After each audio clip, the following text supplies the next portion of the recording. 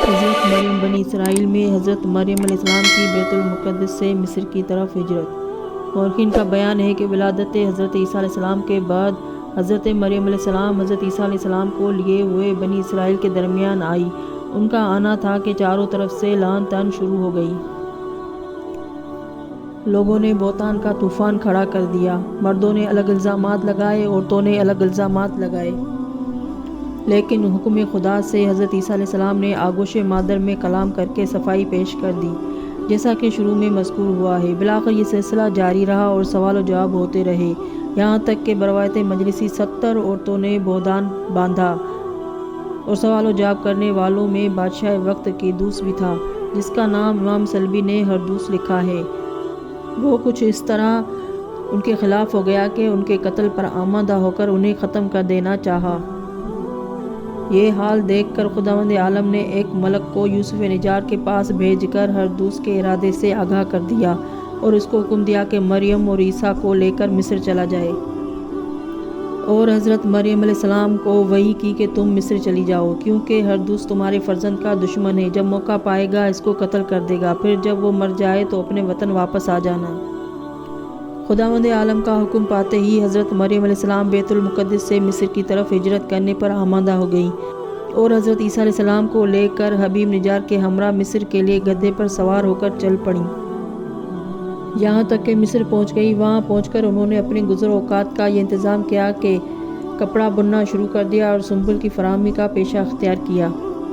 حضرت امام محمد باقر علیہ السلام فرماتے ہیں کہ حضرت عیسیٰ علیہ السلام ایک دن میں اتنے بڑھتے تھے جتنا عام بچہ ایک ماہ میں بڑھتا ہے۔ امام سلبی لکھتے ہیں کہ حضرت امام محمد باقر علیہ السلام کا ارشاد ہے کہ جب حضرت عیسیٰ علیہ السلام 9 ماہ کے ہوئے تو لوگوں نے ان کو ایک معلم مؤدب کے پاس لے جا کر بٹھا دیا۔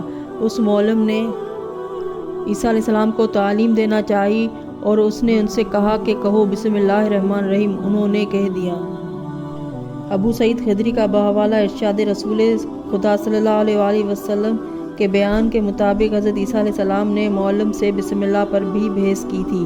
جب معلم نے کہا کہ بسم اللہ الرحمن الرحیم کہو تو انہوں نے پوچھا کہ اس کی کیا معنی ہیں اور اس سے کیا مراد ہے۔ معلم نے جواب دیا تھا کہ یہ تو میں نہیں جانتا۔ تو حضرت عیسیٰ علیہ السلام نے فرمایا کہ اگر تم نہیں جانتے تو مجھے سے سن لو۔ بسم اللہ سے مراد یہ ہے کہ بے سے با اللہ، سے سین سے ثنا اللہ، میم سے مملکت اللہ، یعنی اللہ کی خوبیاں، اس کی بلندیاں اور عظمت و مملکت مراد ہے۔ یہ سن کر معلم حیران رہ گیا۔ اس نے حضرت مریم سے کہا کہ اے عورت، اس بچے کو لے جا، اور یہ خود پڑھا لکھا ہے، اس کو معلم اور مؤدب کی ضرورت نہیں ہے۔ امام سلبی لکھتے ہیں کہ حضرت عیسیٰ علیہ السلام سرخ رنگ کے تھے، سر مناسب تھا، اس میں کبھی تیل نہیں لگایا، وہ ہمیشہ ننگے پاؤں رہا کرتے تھے، بال ان کے سر کے ہمیشہ بکھرے رہتے تھے، انہوں نے کبھی اپنے لیے گھر نہیں بنایا، نہ کبھی زر و جواہر سے دلچسپی لی، اور نہ اپنے لیے کپڑے بنائے ہیں۔ وہ صرف ایک دن کے کھانے کا بندوبست کرتے تھے۔ ان کا طریقہ یہ تھا کہ جب رات آتی تھی تو اپنے پیر صاف کر کے وضو کے بعد مصلی پر جاتے تھے اور صبح تک اسی پر رہتے تھے۔ وہ بے پناہ زہد کے مالک تھے اور آخرت کی طرف ہمہ متوجہ رہتے تھے۔ وہ عبادت خدا میں بڑے حریص تھے، انہیں سیاست سے بڑی دلچسپی تھی۔ ان کو خدا نے مردہ زندہ کرنے اور کور مادر ذات کو بینا بنانے اور مبروس کو شفا دینے کی صفت سے متصف کیا تھا۔ ان کو خدا نے یہ طاقت و صلاحیت بھی دی تھی کہ وہ ان چیزوں کو بتا دیتے تھے جو لوگ اپنے گھروں میں کرتے تھے، اور لوگ جو گھر میں کھاتے تھے یہ اس سے بھی آگاہ ہو جاتے تھے، اور سطح آب پر اس طرح چلتے تھے جس طرح لوگ زمین پر چلتے ہیں۔ حضرت رسول خدا صلی اللہ علیہ وآلہ وسلم فرماتے ہیں کہ میں نے حضرت عیسیٰ علیہ السلام کو شب معراج دیکھا ہے۔ وہ میانہ قد تھے اور ان کے سر کے بال گھنگرولے والے تھے، ان کا رنگ سرخ و سفید تھا۔ علامہ مجلسی لکھتے ہیں کہ رسول خدا صلی اللہ علیہ وآلہ وسلم نے حضرت امیر المومنین علی بن ابی طالب علیہ السلام سے ارشاد فرمایا کہ اے علی، تم عیسیٰ بن مریم کے مشابہ ہو، جن کے بارے میں بعض لوگوں نے غلو کیا کہ ان کو خدا اور خدا کا بیٹا کہنے لگے، اور بعضوں نے ان سے دشمنی کی اور اس حد تک کی کہ معاذ اللہ زنازادہ کہہ دیا اور یوسف نجار کا بیٹا بنا دیا، اور یہ دونوں گروہ جہنم میں جائیں گے، اور ایک گروہ ان کے دین پر قائم رہا، ان کو خدا کا بندہ اور اس کا رسول سمجھتے رہے۔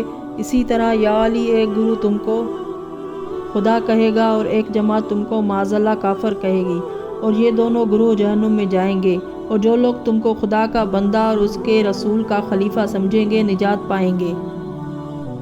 حضرت عیسیٰ علیہ السلام کے نسل ابراہیم میں ہونے کا مسئلہ قرآن مجید نے واضح طور پر حل کر دیا ہے، اور یہ بتا دیا ہے کہ باپ کے بجائے ماں کی طرف سے حضرت عیسیٰ ذریت ابراہیم میں شامل ہے، یعنی سلسلہ نسب ماں کی طرف سے قائم ہوا ہے۔ ارشاد ہوتا ہے وَمِنْ ذُرِّيَّتِهِ داؤد وسلیمان وایوب ویوسف وموسیٰ وہارون وزکریا ویحییٰ وعیسیٰ والیاس۔ پارہ 7واں رکوع 16 سورہ انعام۔ حضرت عیسیٰ علیہ السلام کی تولید میں جس طرح انفرادیت ہے، اسی طرح ان کے کمالات کے اظہار میں بھی انفرادیت پائی جاتی ہے۔ یوں تو تمام انبیاء کمالات سے بھرپور ہوتے ہیں اور ان سے خارق و عادات کا بوقت ضرورت اس طرح ظہور ہوتا تھا کہ دنیا حیران رہ جاتی تھی، لیکن حضرت عیسیٰ علیہ السلام کے ہاں کمالات کا اظہار بچپن ہی سے شروع ہو گیا تھا۔ وہ بطن مادر میں بولے تھے، پیدائش کے بعد بولے کم سنی میں اظہار کمالات کیا ہے۔